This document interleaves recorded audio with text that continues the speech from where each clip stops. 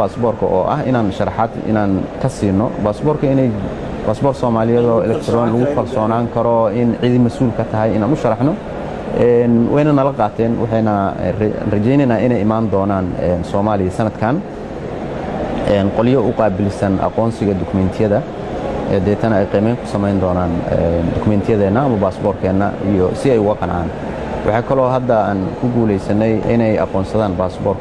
baasaboorka Soomaali gaar ahaan midka diblomaadka ah ay aqoonsan yihiin oo taas u aqoonsadeen marka iyadoo bilow fiican ayay ahayd diblomaadka ay aqoonsadeen waa dalal badan oo Yurub ka tirsan sida Norway oo kaleeto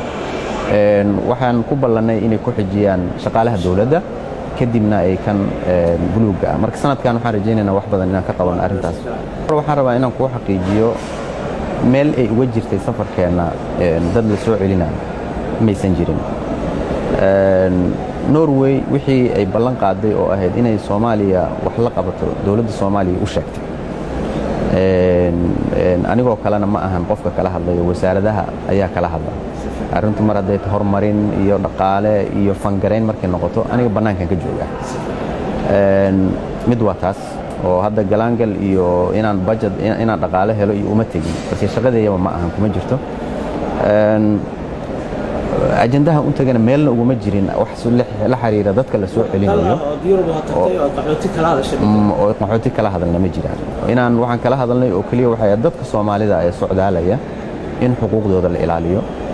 in wixii idinka badan oo aad aragtaan oo si sharci darro dalkeena ama airportadena aad aragtaan inay ka soo baxeen nala socodsiisaan tusaale qof halkaan ka baxay haduu ka dego Oslo ka degay intaysan naga qaadan aragti xun inay nala socodsiiyaan si aan u ogaano qaladku meesha ka dhacay iyo saraakiishana sida u shaqeynayso waa arrimaha socdaalka inaan ka wada shaqeyno